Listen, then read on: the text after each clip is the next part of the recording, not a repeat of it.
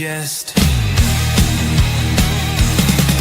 From lane to the new shining ground,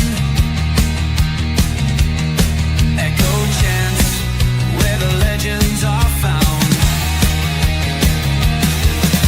Heroes carved in the heart of time, we march on through grit and grime. Oh Tottenham, Tottenham till I die. Raise the banner, let it fly. Through the rain, through the fire, this is my club, my only desire.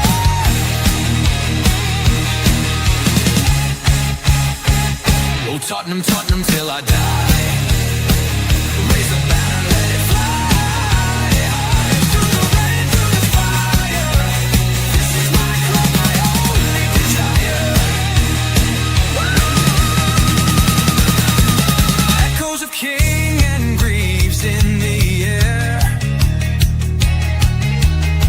Every goal, the sound declares. Heartbeats pound like a drummer's song, marching forward, fierce and strong. We're the ones who rise in the clash. Numbers running in a white shirt dash. History burns in a roaring crowd. Every game we scream it loud.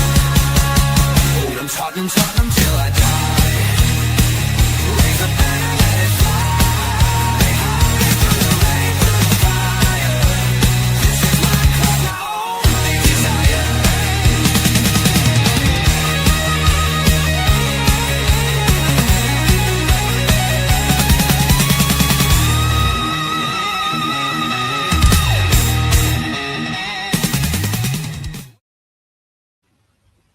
Yes, good evening, and welcome to THFC.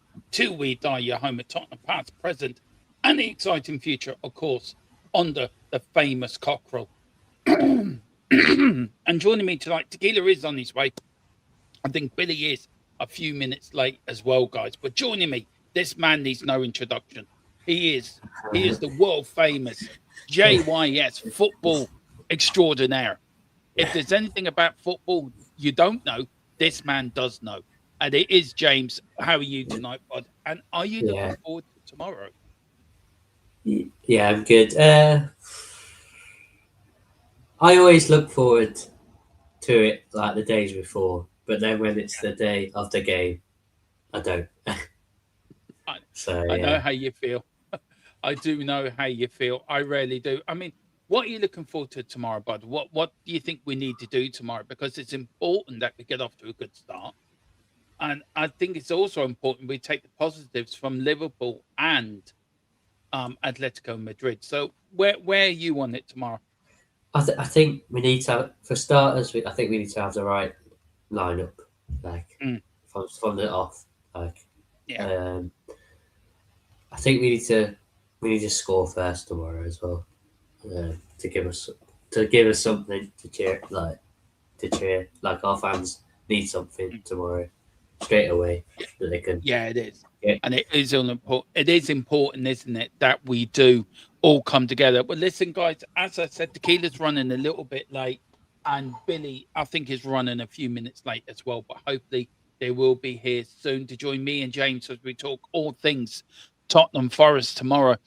And also to get from Billy what the plan is for tomorrow as well, because Change for Tottenham and a few supports groups have come out during the week to change their approach of not protesting and getting behind the team, which I think is the right thing to do. I want to read you about this, though. This is it. No more excuses, no more talking.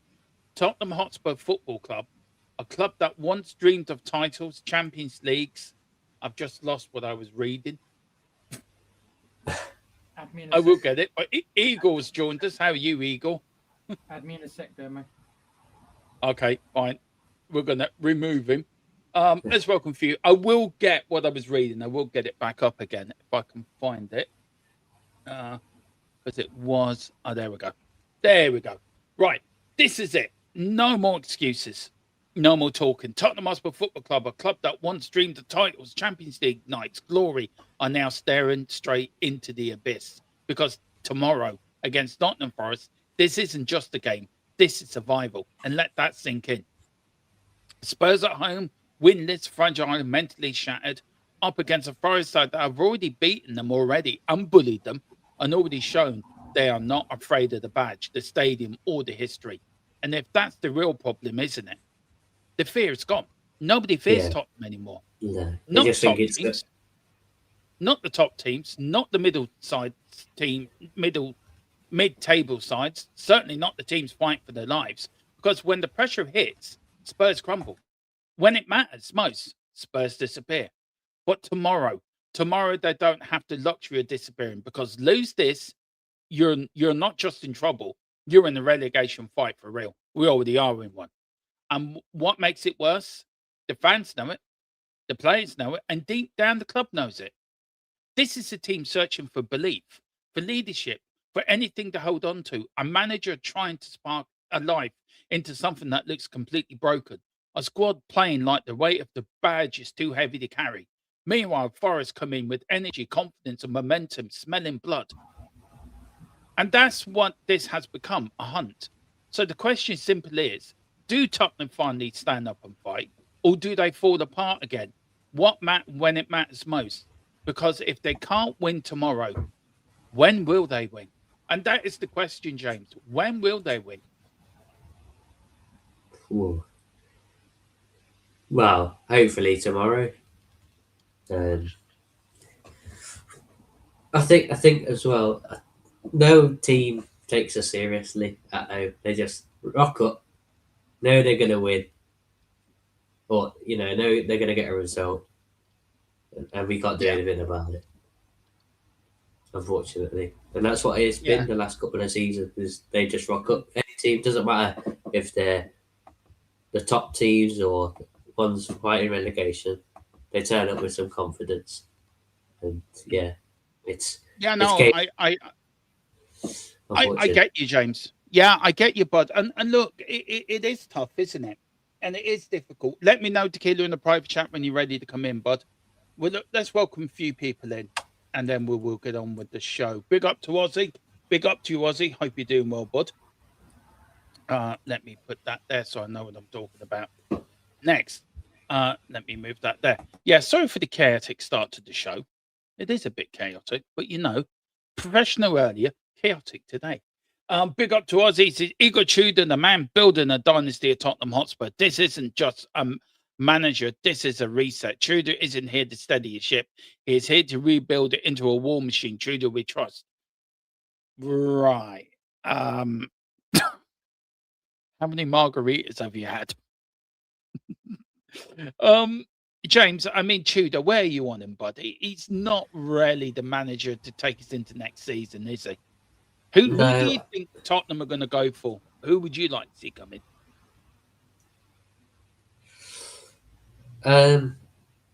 I think they go for Poch in the summer. That's if we. I think it depends on where we are. If we stay up or we go in the Championship, I think I mean, it depends. If we yeah, stay up, I think he goes for Poch. I think you go. Yeah, I think we go for no, Poch. I get you. I get you. Are you genuinely worried we could go down, or do you think a win tomorrow might stave off that sort of fear of going down? It's a difficult one. It depends. Like for me, like I'll start. I think I'll start panicking when your West Ham's, your Forest, the teams that are round us Yeah, in the league table start picking up points and start winning games. yeah. No, Yeah, then I'll start to panic. yeah, no, Uh, I I hear you. You're right on that. And tomorrow, because we're playing the same time as Forest, it does make it more important we get a win tomorrow. I just want to welcome Tequila. Big up to you, bud. Welcome in. Um, Hello. I don't know where Billy is in terms of Tottenham. He has put the link, so I'm just hoping he's running a little bit late. Um, tomorrow. Maybe they found him, Dermo. Pardon? Maybe they found him. Found who? Change for Tottenham. Maybe they're finally going to silence them. Your mate Viv, isn't that what she does? Your dinner partner's Viv. They're and not Charlie. my dinner partners. Would you stop with this nonsense? I went out for dinner once and I had to pay the bill. You know, to take you out. Nobody talks about you going off to Switzerland with them. Or I never going denied it though. I'm easily bought. They can easily bribe me. I'll take the money. I never said otherwise. Anyway, we got into you. Big up to Giant. He says, big up to you. Big up to Wayne Bonner. He says, good evening, folks. Hope you're well. I see Liverpool and Chelsea did well today. Yeah, they did very well. And James was telling me backstage, he was doing a little jig earlier when he saw Liverpool lose. And you were, and Chelsea lost as well. Big up to Niall. He says, big up, men. I see a strong performance in coming. Yes, we have history of bad results before international breaks, but not tomorrow. Exactly. Giant saying big up to you, Tequila and James. Wayne says Poch would be a mistake that he wouldn't get a full pre-season with the players. That is so true, and I agree with that, Wayne, 100%. Big up to Kuva. He says I hardly say Forest have momentum. They haven't won a league game in the last 7. Big up. Well, I know, but when I wrote him, the Wood did have momentum, and I forgot to change it. But never mind. Never mind. Yeah, it's not like none of these teams are good. Then it's just if we're worse, are we more rubbish than Forest? It's not that Forest are good. It's just who's worse. Yeah, exactly. Look, I want to start on relegation 6 point. I'll start with you, Tequila, and then James, I'll go to you, and then the next talking point, I'll switch it around. Tequila, with this being a relegation 6 pointer tomorrow, only 1 point separates Spurs and Forest, with West Ham as well, only 1 point behind. How important is it for Tottenham tomorrow to get a win and not let the occasion get to them? I'd say it's probably the biggest game we've probably had. Arguably bigger than the Europa League final. Some people might disagree with that, but it depends what you value more, I suppose. But for me, it's certainly the biggest game of this season. I don't think that's even an argument. I don't think that can be made as an argument at all. If we lose, we're probably down. I mean, not mathematically, but you're certainly handing in impetus to Forest. I think it probably takes Forest out of the equation, so that leaves just us and West Ham. Look, maths wise, none of that is going to be true because there's still other games. But if you look at all our fixtures involved, it probably gives Forest a very big advantage. Forest would have to completely capitulate even more. And also, I don't know where else we're meant to get our points from. I've identified Wolves away as a potential. Other than that, I don't see any other wins really. So I'd say it's a must-win. If we lose, I think Forest probably get themselves out of it. If we draw, I suppose you can say it's still all up in the air. But I think it's must-win, Dermo. So. Don't ask me if I think we're going to do it. I think that's a different question. But the importance is it's the biggest game this season easily. I think it's the biggest game of the last couple of seasons, personally. I think it's the biggest game since the Arsenal game under Conte when we were chasing Big Four. I think you could go back. This is one of the biggest games since the Aussie Idealists 93-94 season when we went to Oldham, having to win to stay up. I mean, James, look, only 2 wins in 15 at home. Forest teams have turned up this year and done us over. The likes of Wolves got a draw. Crystal Palace battered us. Bournemouth, I think, beat us as well early in the season. How does Tudor put that out of the players' minds of the bad home form we've had this season? It's a difficult one because I think the players have to be up for it. He can't like. I know what that's the manager's job to get the players up for it, but they also need to, they need to take some responsibility and try and gain some confidence. It's a difficult one because our home form has been shocking the last months, and it just reminds me of the Forest where we played Forest and they beat us 3-0 and at their ground. Like we can't let that happen again. No. Yeah, it's a must-win game tomorrow. It, I think anything less than a win, then yeah, we're no, going to be in I trouble. agree with you, James. It is, and I do agree with you. And he does make a very good point, Tequila. We had this, they did beat us up at their place quite convincingly. Easily, yeah. Easily. And you and me were doing I did the watch along, you and me did after the whistle, and we were quite, I think, damning of the team. But Tequila, with Eagle, with both sides just hovering above the drop zone, and Eagle called it a 4-point game.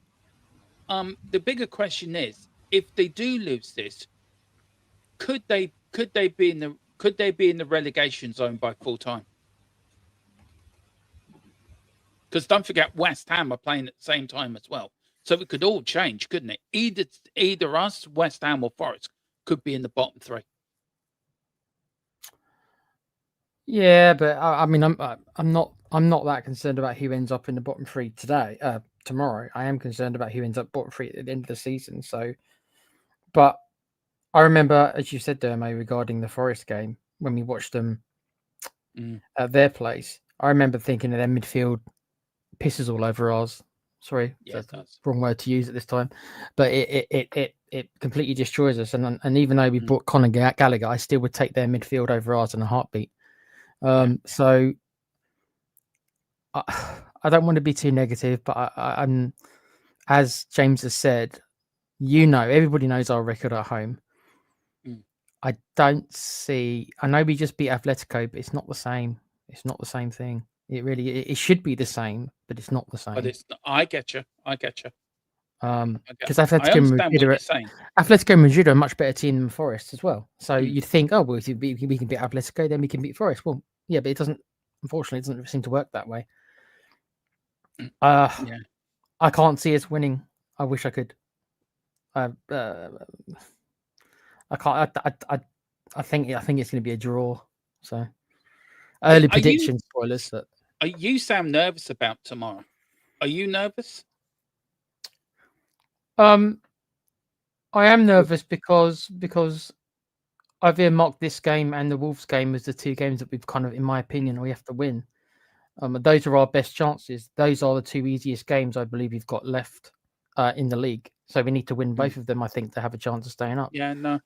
But I said to you, Dermo, after the Liverpool result, which was a point we didn't think we would get, I said I didn't want this manager in charge for the Forest game. I think this might end up actually working against us in the long run. I think it's a weird one, but I think I would have. It's a weird one. I think I would have rather us lost at Liverpool, not gotten the extra point, and changed the manager. That's honestly what I would have. If I had a crystal ball and I had full control over everything, that is what. Well, no, what I would have wanted is we get a point at Liverpool and then we can fire the manager. But I knew, of course, that wasn't going to happen. Yeah, because I still think this is not the right gentleman. But we're all in there. I mean, no, I agree. I mean, James, look, I've had information flow my way, and the person that we use quite a lot in this channel, James, saying that I was speaking to him today, and it all does depend on the results tomorrow. But if we lose, there is a chance that Eagle won't be in before our next game. Before we big up to you, Billy. Hello, guys. Sorry, I'm a bit late for a power cut. If I randomly go, the power's gone again. The whole of my village is down. No, well, I'm blaming Enoch. It's Enoch playing with your internet. That's what's doing it. They're trying to silence you, Billy. We already figured out they're trying to silence you. Look, just very quickly. How you doing, guys? Sorry, I'm a bit late. No, you're grand. I'll get to you in a minute, Billy, about Change for Tottenham, what's happening tomorrow, and we'll get over that because I've got one or two questions about Change for Tottenham and where we're going after this season. What's the plan? So we'll get into that. But James, very quickly, I have information flowing my way that Eagle might not be here if we lose tomorrow. If that is the case and the Tottenham board do panic and sack Eagle, do you agree, like the Keelers was saying, we should have got Harry in at the first time of asking? Do you agree that we should have got Harry Redknapp, or who do you see coming in if they do dispense with Eagle tomorrow? If we lose, we're not going to lose, but if hypothetically, if we lose, it's a difficult one because we just need someone that knows the club, like at a decent level. We don't. We can't afford to have some. I don't know. Bob from down the pub, or a manager that's never been in the Premier League. Like we need a manager that's like been in the Premier League, knows Tottenham, and knows how important Tottenham is. And I think if we lose tomorrow, I don't think he gets the sack. But I don't think he gets the sack. So, but yeah, we need to bring someone in that's knows Tottenham, which I don't really know at the moment who that could be. Well, Harry Tequila, you going for Harry still? He's not in the jungle. No, no.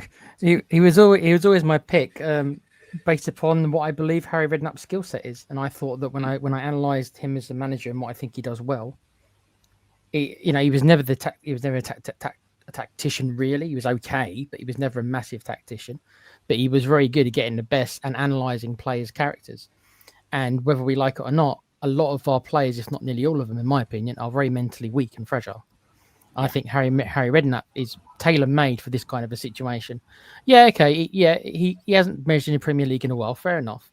His football might be a bit antiquated, yes, but football doesn't have to be that complicated. It can be, but it doesn't have to be. And I think his simplicity might be exactly what they need to bring back that simplicity and just trying to get them enjoying their football again. And I think Harry Redknapp is very good at doing that. And I think that these players would have benefited a lot from that style, in my opinion. Not the military instructor type stuff that Tudor's going for. I'm not saying that stuff can't work, but in my opinion, these guys, I think a lot of these guys need an arm around them.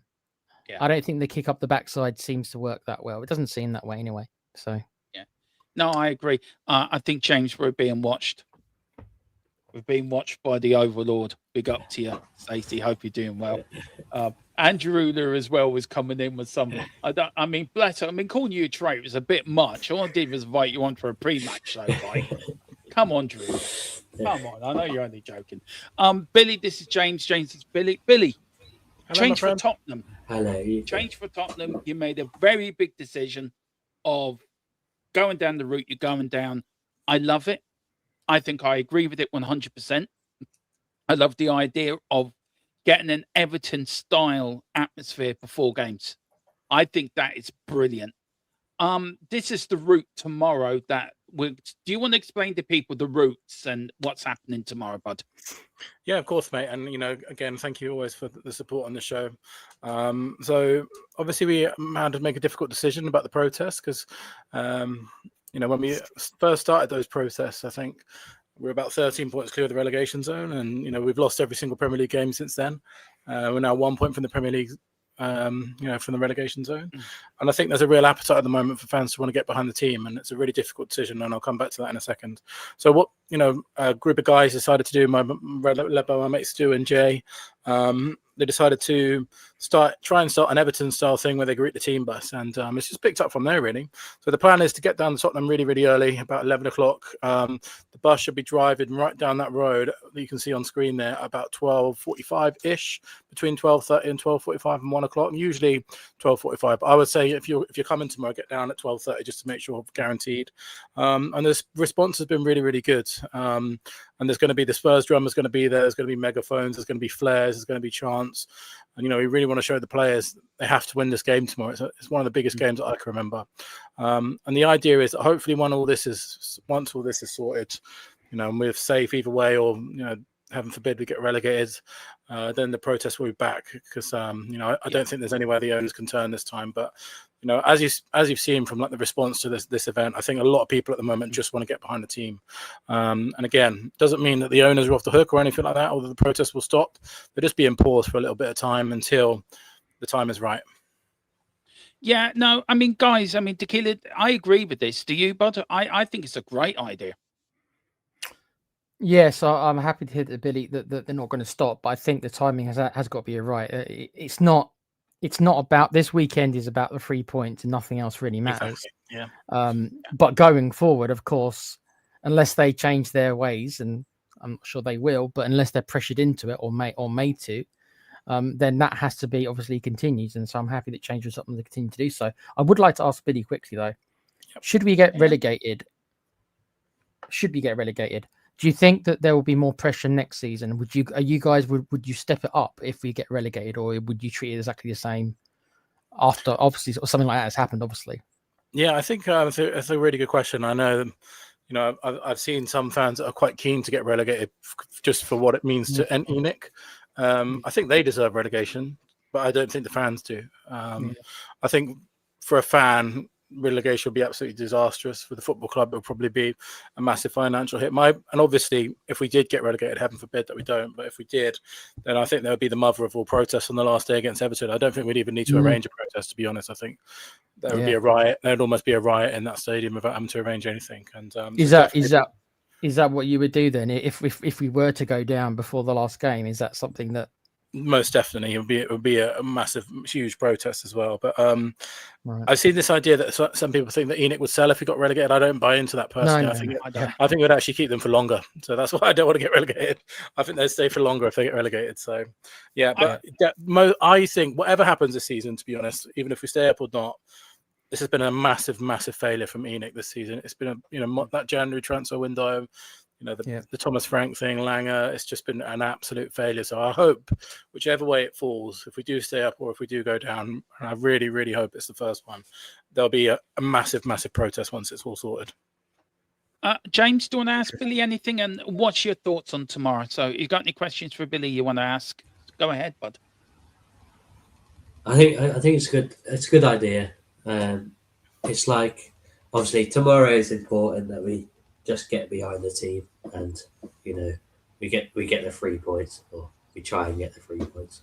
But yeah, I just think it's a good idea, and hopefully it affects the players to do something tomorrow. And it doesn't. Yeah, it's just a good thing. I don't have any questions, but yeah, it's just a massive game, isn't it? I don't know. I can't stop thinking about it personally. I can't. My mind doesn't rest for a second. No, I'm nervous. I'm really nervous about tomorrow. I really am. Billy, look, about the protests and moving forward. I said earlier, I did a predicted lineup stream, and I was saying earlier that all our little channels should get together. There's nothing. The big channels look after themselves, and they do what they have to do. But I understand they have sponsorship, or they have somebody links to the club that they can't say what they want to say. How important, Billy, is for channels like mine or other channels that we all get together with Change for Tottenham and try to do an online protest as well? I mean, me and Tequila do a bit on here. I walk off in the 75th minute to hilarious. We did it last week against Liverpool, and I'll never forget it. I went to have a wee, and in my ear, there was Tequila saying to me, "Eero, come back, Dermo." I was listening to the game so I wouldn't lose the watch along. It's just, that's something I shall never forget. It will live with me till I'm dead. That voice, just taking a wee and hearing, "Come back, Dermo, come back." It was just freaking. Where the fuck's that coming from? Is it Igor wanted you back there, mate? Igor did one of the. But Billy, is it important that us little channels all gang together now? And we have to, don't we, for next season, from the summer onwards? I think so, mate. I think it's about all coming together now, because I think this season, when we got the changes in inverted comma, some fans were.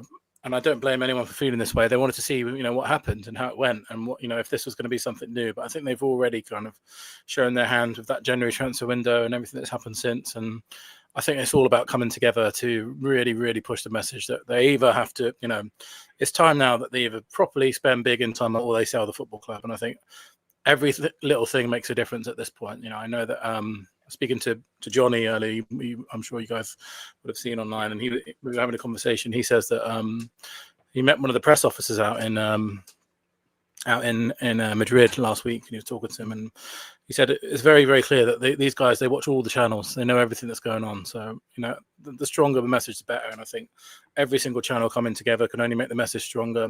And I always think with everything, when protesting and everything, even if you just change one person's mind, that's still an effect, isn't it? So everyone coming together will be really, really important. But I think the message has got to be really, really clear to ENIC now: either sell the football club or, finally give us an ambitious transfer window in summer.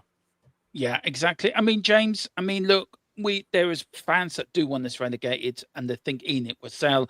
I'm on the process that that's never going to happen. Why? Me and the kid have talked about this, haven't we, bud? That if Tottenham get relegated, there's no way ENIC are going to sell. Why would they sell?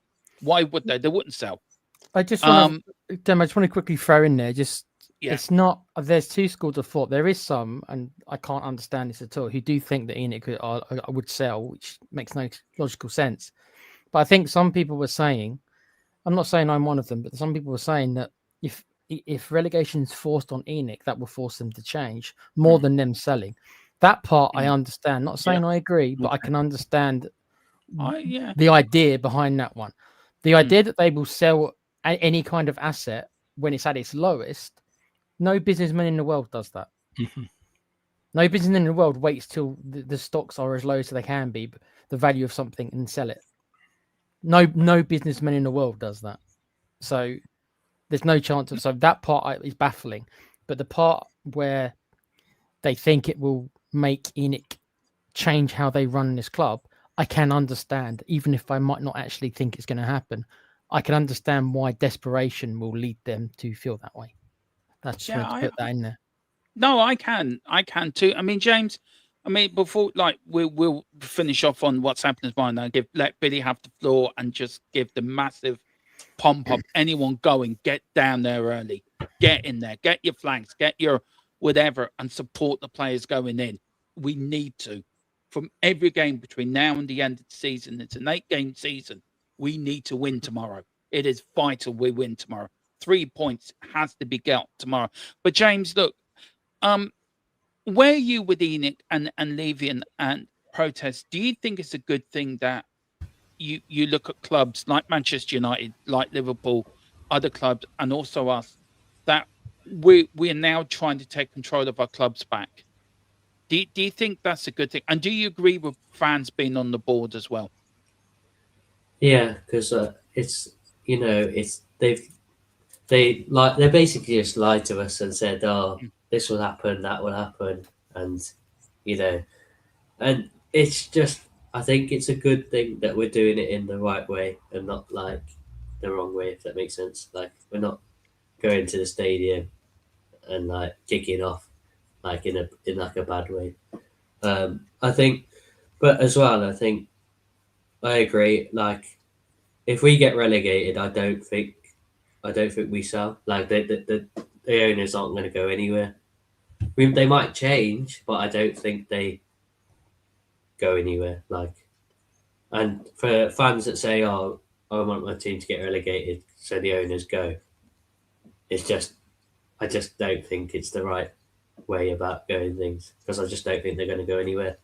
But yeah, I think we just need to do it in the right way and not the wrong way.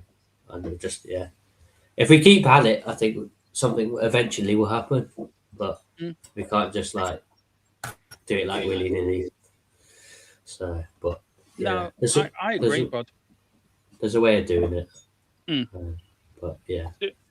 There is. Billy, what is the step forward now? Look, I want to look to next season and what the plan is for the summer. When do you sit down and start organising your summer protests once the season's on with? What's the plan from now to the start of next season? How do you plan to protest? What sort of ideas are you going to come up with between now and the start of next season?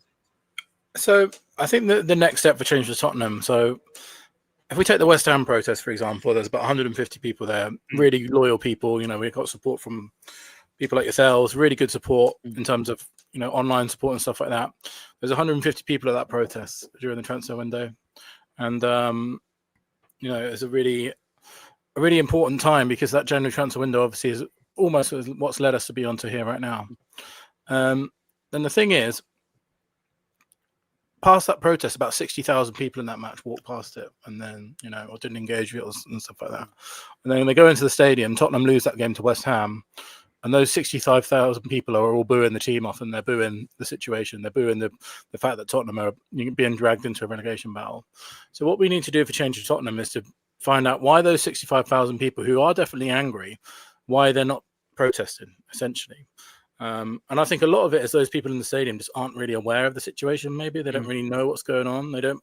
For a lot of the people at that stadium, they go to the game, they go to football, and then they go home with their family. They don't, they might not be on YouTube, they might not be on podcasts, they might not be reading about ENIC. So we're trying to target them, and that might be marketing, it might be leaflets, handing out leaflets, it might be adverts, it might be channels, YouTube channels, all that kind of thing.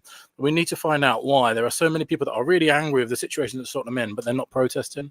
So the next step for change to Tottenham is to maybe we're going to ramp up advertising, we're going to ramp up marketing, and really sort of target those people that are maybe, I don't even think they're on the fence. When we first started doing it, change to Tottenham, half the people will leave you in and half the people will leave you out. Now I don't think anyone really is ENIC in anymore. I really, they're so disastrous now that I don't think it's about persuading people against the board. I think it's just about people persuading people to do action. So our target is to get, really target those match going fans, really target the online community, to make people aware of what is going on. Because I think the problem is, it's not that people aren't upset in the situation that Tottenham are in, because how could you not be? We're in a relegation battle. But it's about persuading those people to protest. And we're looking at doing some in-stadium stuff as well. I had a great chat. I don't know if you guys know the Two Mark Show. Do you know the Two Mark Show? Yes, I know. Yeah, Cookie and that. Cookie. Yeah. They've got some great ideas, things like, people have said stuff like balloons and tennis balls on the pitch and stuff like that. We're going to look into it. We're going to explore everything. But I think it's really, really time now for everyone to come together and really protest against these owners once we've sorted out this absolute disaster of a situation that we're in. Yeah, I agree. I mean, Tequila, look, before we move on, any ideas you have, bud? What is there something you want change for Tottenham to do? Is there anything that you has been thinking about? Do you know what we could do that? What any ideas you have, bud? No, I think the change for Tottenham have got the right idea. My only I suppose it doesn't matter. I mean, hindsight's 2020. I suppose I wish that it would have happened many years ago.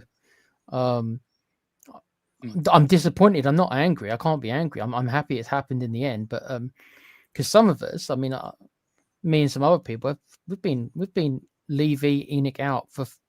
Look, I was Levy, ENIC out since they sacked Martin Jol. Yeah, I know that was a big moment for a lot of people. Brian Daigle, yeah, for a lot of people. Yeah. So it's a shame that it took as long as it did, but I'm happy, better late than never, as they say. It's just a shame that we've had to get ourselves into these levels for this to happen. But if it gets them out in the end, if it gets them out, then it will be worth it. But it's just a shame we have to go through all these hard times just to get them out. So I'm happy they're here, but I can't. I wish it was like 5 years ago, or maybe even longer than that, maybe even 10 years ago. After Poch was fired, for me, that was when it's just like that was my big moment as well. Yeah, and like I said, I think if we do go down, if we did get relegated down, I don't think James Tottenham will have much work to do to persuade people to protest. Everyone will be that'll be the tipping point for the fan base, I think. Yeah. But let's hope it doesn't come to that. No, hope not. I think my moment was Pochettino, but I've always tried to be fair in this channel. I also tried to criticize if they did well and praise when they criticize Levy if you've done wrong and criticize them, But my changing point came, what was it, last season, wasn't it, Tequila? During that season under Ranch, I had a realization during the watch along, I cannot support this ownership anymore. I can't be balanced anymore. Why should I be balanced? And I think I've always been I want the ownership out, but I've always tried to be balanced in my approach and tried to be okay, I'm going to be not sitting on the fence, but I'm going to criticize if they do bad and praise if they do well. And I think that was my realization last season on the Ranch. No, this can't continue. And maybe I'm so late to the party, but I always wanted the best for Tottenham. Don't be so hard on yourself. You're a very optimistic fan, much more optimistic than I am, and some others. It just took a bit longer because Spurs had to fall a bit further, if that's the right word to use, before you realise. That's all. But it's a shame that even some of the most optimistic Spurs fans have we had to go this far. It's a shame that it had to go this far for so many of us to finally be kind of in the same ballpark. And it's a shame that we've had to have the last two, domestically at least, disastrous domestic seasons over the past 2.5 seasons, because the second half of Andrew's first season was also a disaster domestically. The only reason we finished fifth was because of all the work he did in the first half. So it's been 2.5 years more or less for me domestically, where and it sent us all to these are new lows that we haven't seen since maybe the late 90s teams. Is that fair? I haven't seen this low since Ozzy Ardiles' first year in charge. Yeah. 93, 94. I don't know, Billy. You remember them years probably. You're probably a bit younger than me. I shouldn't say you're my age, but a little bit before my time. But yeah, I was reading yesterday actually. Apparently, was it 1994 where there's we won our first Premier League game in March or something like that. I was reading. Yeah, it was. Yeah, we had to go to Oldham to beat Oldham away to beat them 2-0 to stay in. I mean, Billy, if you look, James, you're the younger fan out of all of us. You're the baby of this little group on here tonight. So you're more. All you've known is Enoch. That's all you've known. I've known. Who have I known? I've known probably the Berman and the Richmond family. Then I had Scholar, and then it's been Scholar, Sugar, and then Enoch. Tequila's been Sugar and Enoch. I think you as well, a little bit of Enoch, Billy, but mostly Sugar and then mostly Enoch. Yep. You've just known Enoch. For you being a young fan, bud, how have you found the last sort of 10 years supporting Tottenham with Enoch in charge? And where did you start going, do you know what? These lot need to go. Where was your tipping point? I think for me, when Poch got sacked, I think I think as well when I got old, like when you're a kid, you don't really think of, you just watch football and just kind of, you're not really interested that much. It's only when I really got older that I thought, like, this is a joke now. We're selling all our good players and then we're bringing in not so good players. Then we can't even win any games, and then it just gets worse. And then I just kind of, but then when they didn't back Poch after like getting so close and sacked him, and then I started to think, I've had enough now, and from there I didn't really care. I just had no passion anymore for it.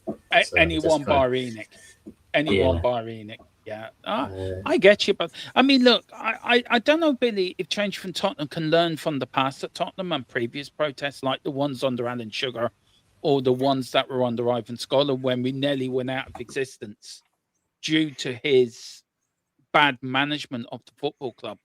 I always, and I've said it to Tequila, I'd rather Alan Sugar in charge. I would have kept Sugar in charge than what the ownership we have.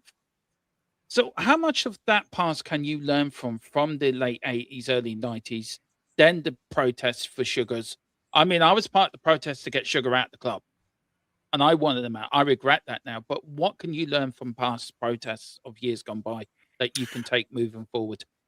I think what we have to learn from that in particular is that obviously that was before the internet, and they managed to get thousands of people to turn up. And we for that very, very reason, we were speaking to some people that I think we've spoken on this channel in the past as well, about how people actually knew about it, and leafleting. I think that could be really, really important, is standing outside the stadium on match days and leafleting, getting people talking about it inside the stadium. Because if you think back then, they wouldn't have had Twitter, they wouldn't have had the YouTube, they wouldn't have had these channels, they wouldn't have been able to.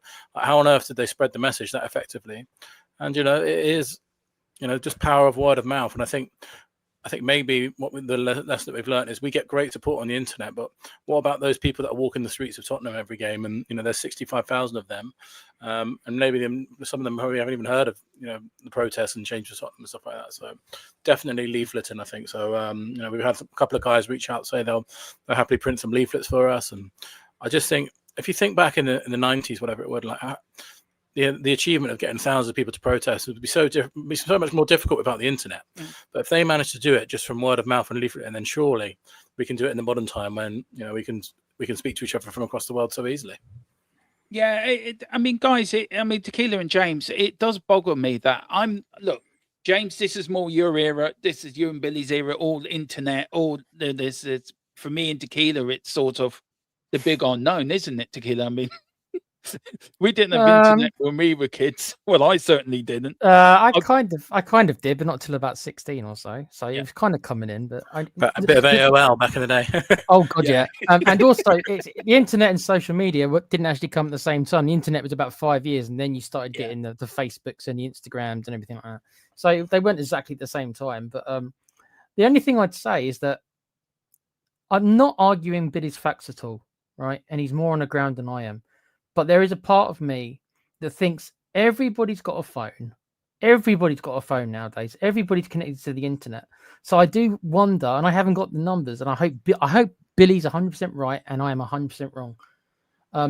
I just wonder if it's just that there's other reasons why they don't want to, and that it's not just the fact they don't know, because everybody's on the internet. Everybody watches YouTube in some form.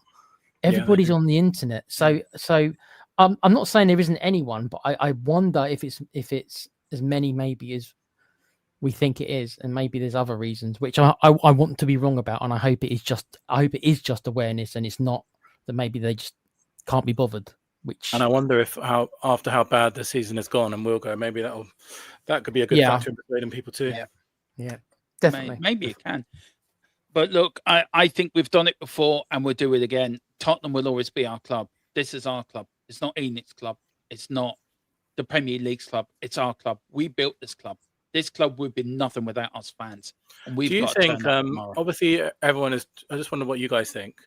Do you think that, I know everyone's talking about, well, if they get relegated, they might sell. Do you think if they stay up, they might sell just because they've realised how hard it is to run this bloody place without, it's been a disaster. Do you think hopefully, what would love to happen is we get to summer and they sell the football club. That would be an ideal situation for everyone. But do you think there's a chance that they've bitten off more than they can chew here, and they realise actually this is a lot harder than we thought after we thought we'd give it a run? Do you think it's maybe? I don't know them individually. I don't think any of us really do. But I wonder. It depends on the ego of them. Yeah. Like if they're arrogant enough to believe that there's more in it for them, or if they're self-aware enough, which I think is the word I want to use. If they're self-aware enough that well, this was really close this year. Let's get out while we can, because I don't think we really want a piece of this. If they do this again next year, then it'll just be riot. Yeah. No, I think they might. I think if the right offer came along, they might take it, but it has to be the right offer, I think, for them. I want them to, but I just have this gut-wrenching feeling they might be here this time next year, Billy. I hope I'm wrong. I just look at other football clubs in the Premier League. No one's got anywhere. We've had 20. This will be 26, 27 years now. Like no one else. That's just an insane. I mean, you guys have seen other owners, and Blueco and people like that. They were around for like 3-4 years, and then they sell the football club. We've had 26, 7 years now. It's mad, isn't it? It's like most of my life. Yeah, it is. I mean, you look at United; they've had the Glazers nearly for the same amount of time, haven't they? Or just short. It's only really those two which are long, isn't it? Everyone else gets new owners every few years, and well, just a question. Then we will move on, because I've got a question about Vicario and the match tomorrow, and I've got a few stats to go through. So, just really a one-worded answer. I want me and Tequila have asked us, just very quick, Tequila, who would you like Spurs to take over if you had a choice from American or Middle Eastern? And I've asked you before. I don't care that much individually, but I think that there's less issues, although the current world is making me second guess this. I'll just about choose the Americans over, but it's getting close. It's getting close. Yeah, it is getting close. I know what you mean, buddy. James, where are you going with it, bud? Would you choose a Qatari or a Saudi Arabian owner or an American owner? I'd probably say American. That's interesting. That's too. Billy, where are you on it, bud? It's a difficult one, isn't it? Because I'm a big old lefty. And I know people will say, in that case, you can't really go Middle East, but look what's going on in America at the moment. I don't think there's any right answer these days, are there? So no. I just want someone that's going to put the football team first. I think it's really hard to.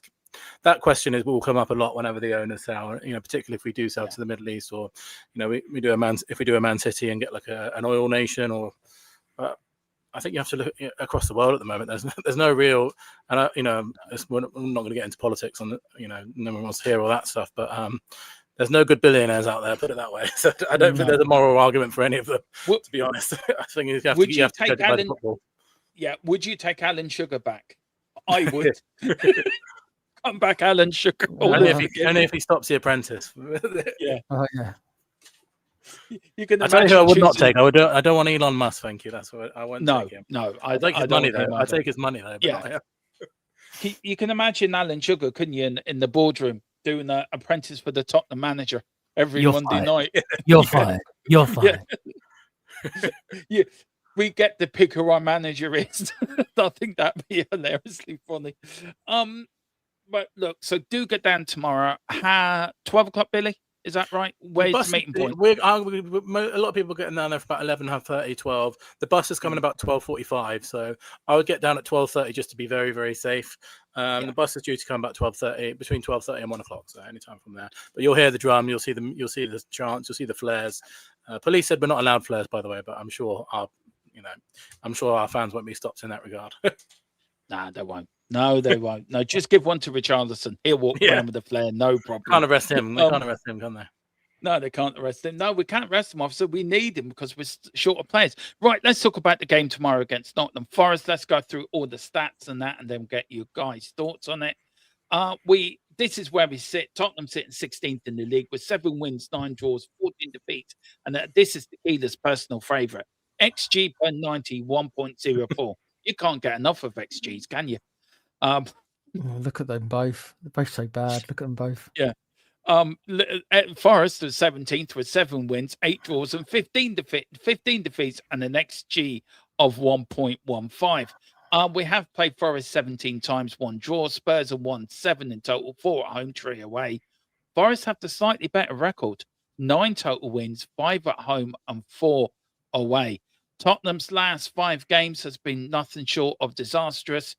4 defeats on the bounce, plus that inspiring 1-1 draw against Liverpool. Nottingham Forest, only 2 defeats at their last 5.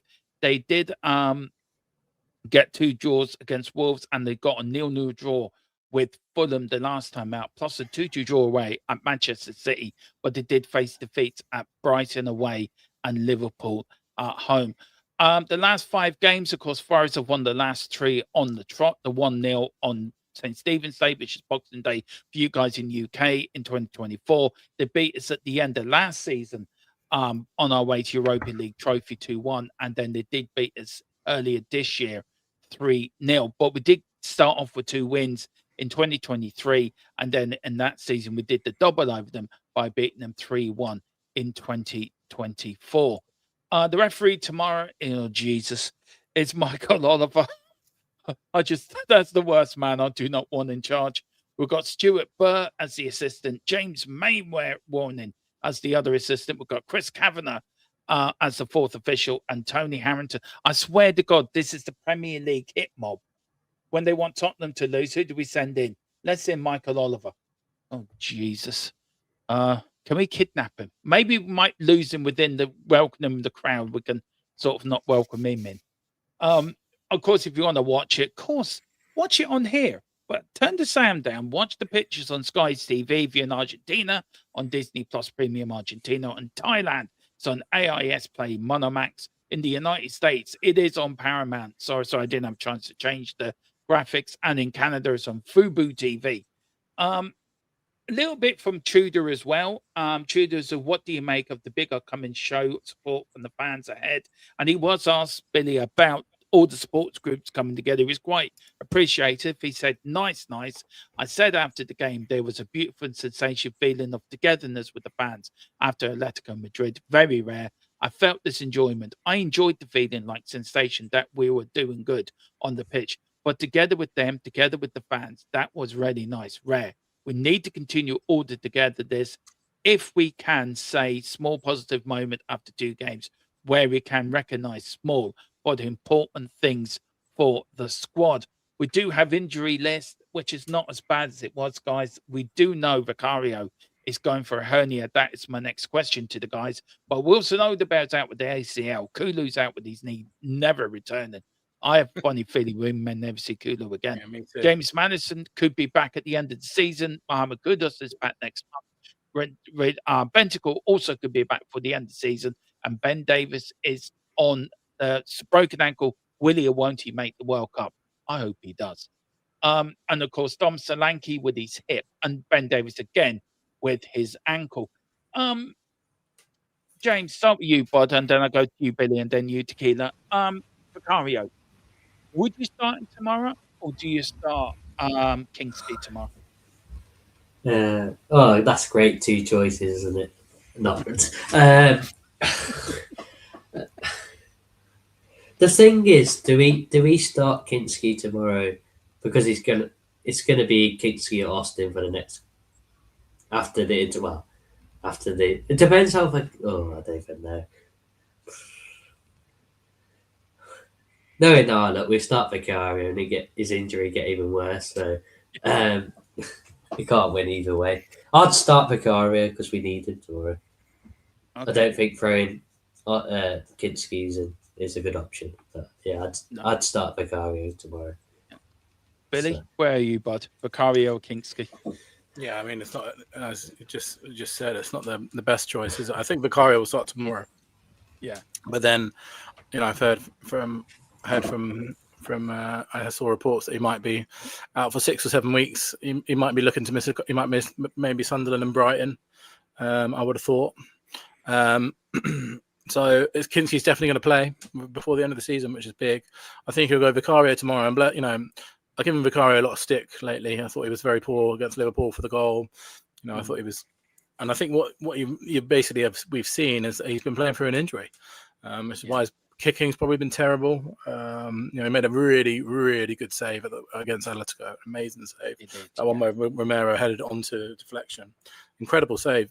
He can be a really good goalkeeper. It just seems like his confidence gone. But I wonder how much of it is because of this hernia. I know there's been a lot of talk about Kinski coming in, and now I think you can see why Kinski came in against Atletico in the first leg because of this injury, obviously. So hopefully, when he comes back, has this surgery, he might go back to being the goalkeeper that he was when he very first joined, because he's been pretty woeful this season. But for me, he's got to start, and I really respect him for playing through the pain for us in this period. You have to respect that.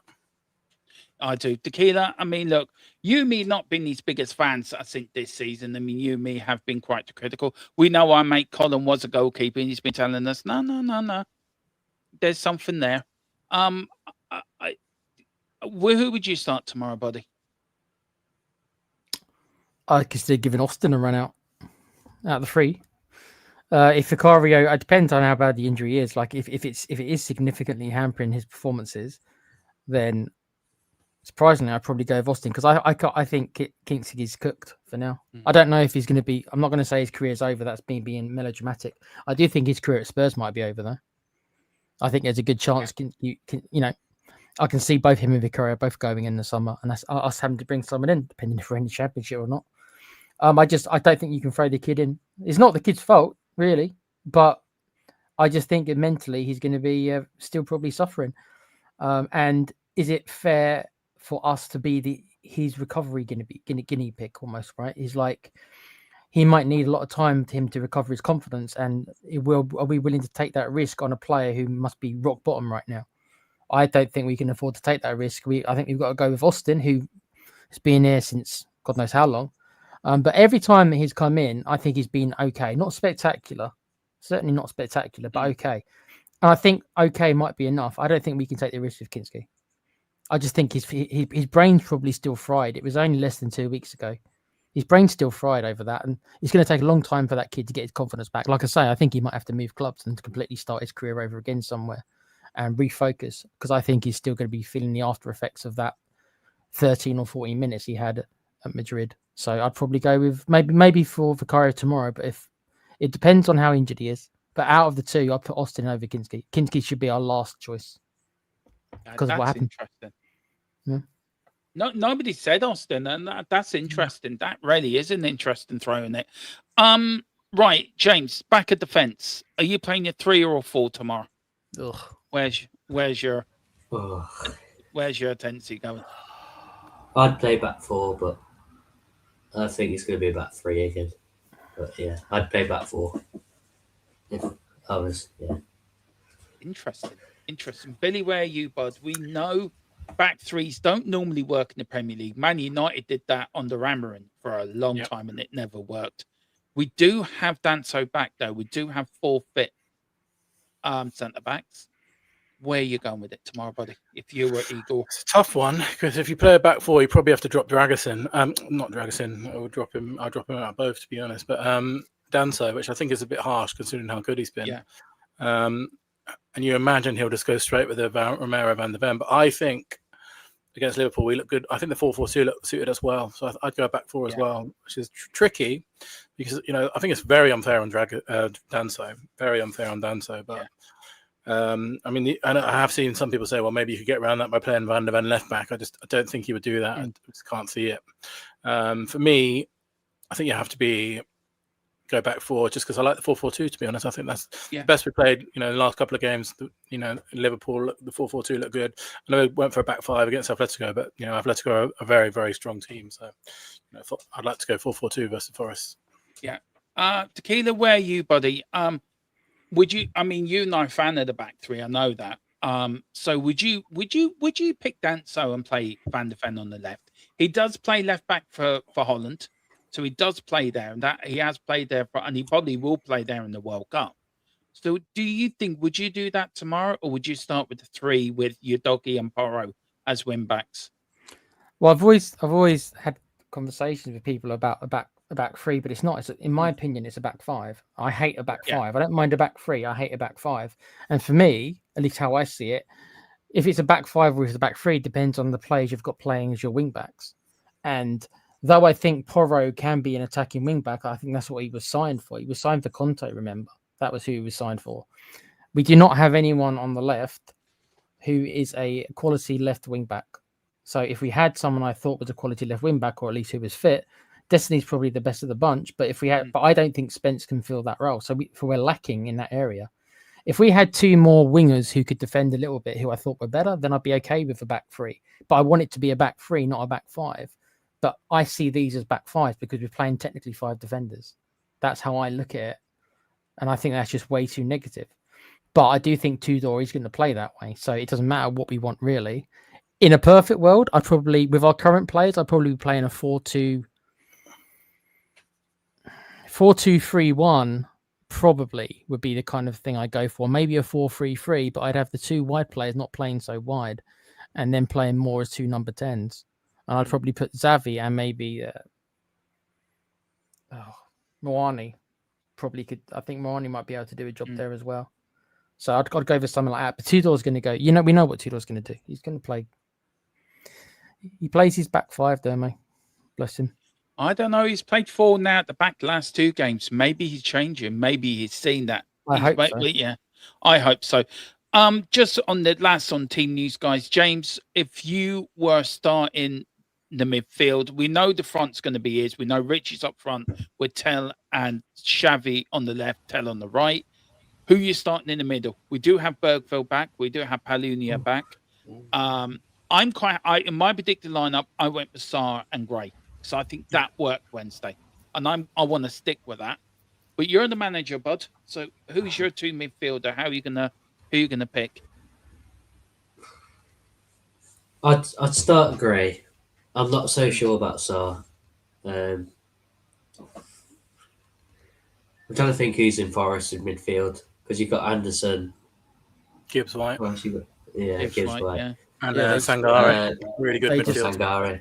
They destroy us in midfield. They destroy us. They got very good midfield. Does Simmons class as a midfielder, as like a number 10, or is that He can be, yeah. I think he is. I think he's a 10. He plays anywhere along the front, sort of the front four, like. I don't know, because I'd play Gray in like the CDM role, like the back, and then have two like a number 8 or something, and then number 10. But it's who I wouldn't go Bergville. Okay. I wouldn't. You wouldn't. I like Bergville. He is good, but sometimes just runs around like headless chicken. So, this is a difficult one. Do you want me to come back to you, bud? I'll come back to you. Yeah, okay, I'll come back to you. Billy, where are you going, bud, with the midfield? I think you might need. I'm going the same as you, mate. I'm going Sarr and Gray, just because of how well they played the last few games. It's nice to have some options again. Gallagher on the bench, or should be on the bench anyway. I've heard actually he might be struggling with breathing still. And Bergvall coming back is huge. I think that'd be a really good sub to bring on. But for me, it's got to be Sarr and Gray, I think. And then up front, I think obviously Solanke is not trained, but he should be fit. But I think he'll go Xavi, Richarlison, and Tell. Maybe is what I think he'll do for the front three. Maybe. Yeah. But at least we've got some options coming back at last. Yeah, at last. That's right. Tequila, where are you, bud, for the midfield? What's the formation you're giving me, Derma? Any you choose. It's down to you. You do whatever you want. Well, I'd probably play like I probably wouldn't. I don't think we've got any wingers, so I wouldn't play with wingers for a start. I'd have most likely Solanke up front, and like I say, I'd probably have Simmons and Moani probably dropped off from him. In the centre of the park, I'd probably have.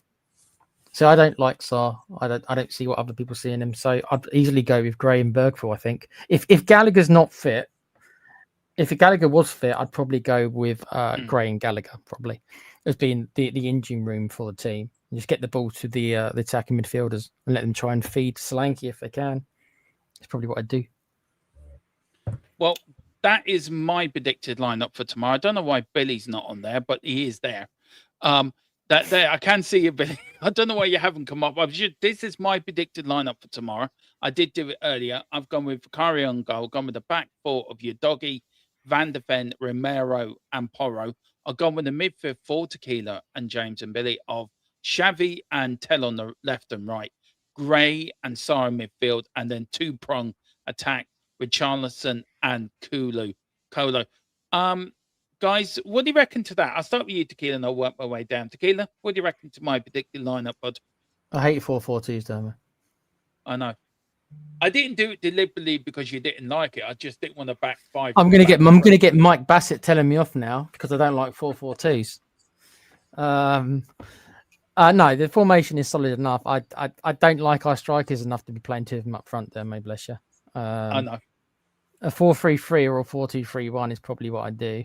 But like I say, if I played a 4-3-3, I'd have the two. I wouldn't have them as wingers. I'd have them much more inside and just more. I'd have more or less two attacking midfielders. I wouldn't have any wingers because I don't think we've got any personnel to play as wingers. The only ones we've got are injured. The only two who I'd consider wingers in our squad are both injured, and that's Kudos and Odobert. And they're both injured. Yeah.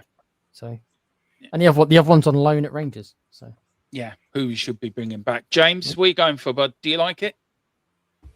I do, but I also don't think that two strikers work. Well, not. It depends who's up front. Like playing two like that is, I just don't. We haven't got like the quality up there. And then wingers, there's no like we haven't really got any wingers. I think what irritates me with Tao is his final product. He does all the hard part, then all you have to do cross the ball in, like he did against. But he had about 10 chances before he did the Wani one. He just needs to look up and like the final ball. But yeah, I think if Wani's going to start, he has to do something tomorrow. Yeah, he does. No, I agree, because a lot of the time he's jogging about like he's got all day to score. He doesn't do anything like he's not getting out of first gear. So he needs to have a good game tomorrow if he starts. Yeah. Billy, what do you reckon, bud? I think you made some good points there. You're on my wavelength, my friend. That's what I'd go for as well. Yeah. That's my predict. That's I think what we'll see tomorrow as well. That's what I'd go for. I know Xavi's taken a bit of stick lately, and he obviously has not started the last few Premier League games. But I think you have to be playing him. He's the most creative player. I think the interesting thing about this game for me is, we saw it. Played really well against Liverpool. Played well against Atletico. Trouble is in both those games we're not against a low block, and that's where we've really struggled lately. So Forest all low block us, I'm pretty sure. So you need Xavi on the pitch. You need a bit of creative spark. You need these players that can make things happen. So that's the team I would go for as well, mate. And then for once, you got Solanke, Bergvall on the bench that can actually come on and make a difference. And I can't wait until after that international break when we'll have Kudos as well, because I think Kudus in the system will just be brilliant. He won't be used as what Thomas Frank used him for, like a battering ram. It's a real shame, Odebear, because I completely agree.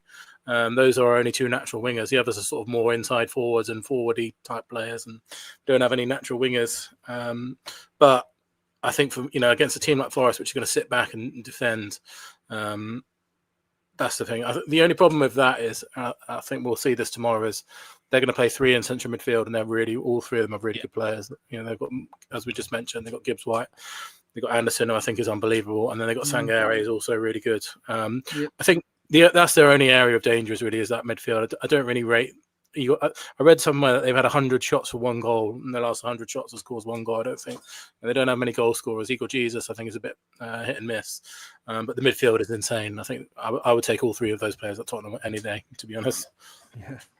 Please, Morgan Gibright, do not bite us in the ass. Dr. Tottenham, just don't come. You're barred from Tottenham. Dr. Tottenham, you're a bard. Well, look, guys, that is it. That is the end of the build-up. We will get to you last, Billy. Just the last plug for tomorrow. Tequila, where can people find you, buddy? You can find me on the Playbatch Gaming channel in about 20 minutes. I'm going to be doing some XCOM for those who know that game. And you can find me on the No Cell Wrestling podcast. The show's on Wednesday evenings. Cheers, Demo. No problem. You can also, I very quick forget James and Billy. You can find me on Old Boys Does Gaming. Me and James do a gaming channel. I did my very first gaming solo show last night of Football Manager 26. Never played it before, so I'm learning as I'm going along. But I enjoyed it, and I think you enjoyed it, didn't you, Tequila? I was trying to sack Lang at the time when I got told I'm just waiting for you to win Spurs all the European trophies, Demo. So I'm in it for the long haul, mate. Yeah. Should I sack Lang? That is the big question. Yes, of course you should. Of course you should. Okay. First thing I'm doing when I go and the next on stream is sacking Lang and getting a new director of football. James, where can people find you, buddy? Oh, sorry. What's your score prediction tomorrow, Tequila? Sorry. 1-0, I'm afraid. Okay. James, what's your score prediction, bud? And where can people find you? I'm going 2-1 Spurs. Come on. We'll get the win somehow. Yeah. Gibbs White own goal in the 90th minute or something. I don't care how it goes in. I love that. Yeah. You can find me on JSY Talks Football mostly. I do have my own channel, but I kind of just do it when I do it for fun. You do it when you feel like it, when Tottenham are winning. Yeah, exactly. I don't blame you. I wish you. Billy, where can people find you, bud? And what's your score prediction and final plug for tomorrow's celebrations of the players? So tomorrow, people can find me outside the Bricklayers and on that high road by Sainsbury's. We'll be there from about 11 o'clock, trying to drum up some noise and support for the players. So yeah, I love coming on and talking to you guys. So I just want to say thank you for that, and hopefully, I think we're going to win 3-1 tomorrow. I think this is, we have to win. We absolutely have to win. And how crazy is it that if we don't win tomorrow, we could be looking at our third manager of the season? So I know it's been a good couple of results, but I just, as I jumped on at the beginning, I heard you guys talking about this. I think it'll be gone if we lose it, which is mad to say, isn't it? Really, but it's going to have to happen. My friend has just sent me the form table of the Premier League, and we're bottom by 4 points, and Burnley are 4 points above us in the form table. So it's a desperate situation still, even though it's a bit more positive now. So I think we're going to win 3-1 tomorrow. And just seeing Saz in the chat there. I'll see you down there, Saz. Yeah, big up to you, Saz. Do get down there. And Billy, take some videos and send them to me in the channel. I'll put them up here, but so do send them to me. We'd love to get everything. And I'll give you a little exclusive just for this channel, is that all right. Keep your eye on Spurs Official, because they're going to be posting some they're going to be filming it themselves. So that's a channel exclusive for you there. All right, thank you so much. Get up. Yeah, we will, and definitely get some videos over, Billy. Do get down there tomorrow, guys, for Change for Tottenham. They are a great bunch of lads. And look, I'm looking forward to what comes next, Billy. And we as a channel will be behind you 100%. As long as everybody stay up, eh? As long as we stay up. Yeah, we are staying up. We are staying up. We're going to win tomorrow 4-0. Spurs are going to come. They're going to cry into their mammies' back gardens. They're beating us again. Of course we are, because we're the mighty Tottenham Hotspur, and we ain't going anywhere. I just want to end you guys with this. And now it all comes down to this. All the talk, all the debates, all the frustration, it means nothing when the whistle blows, because Tottenham Hotspur versus Nottingham Forest isn't just another fixture on the calendar. It's a test of character, a test of mentality, a test of whether this Tottenham team has anything left in the tank when it really matters. Because let's be honest, Tottenham have been here before. Big moments, big pressures, big opportunity to prove people wrong. Too many times they've folded.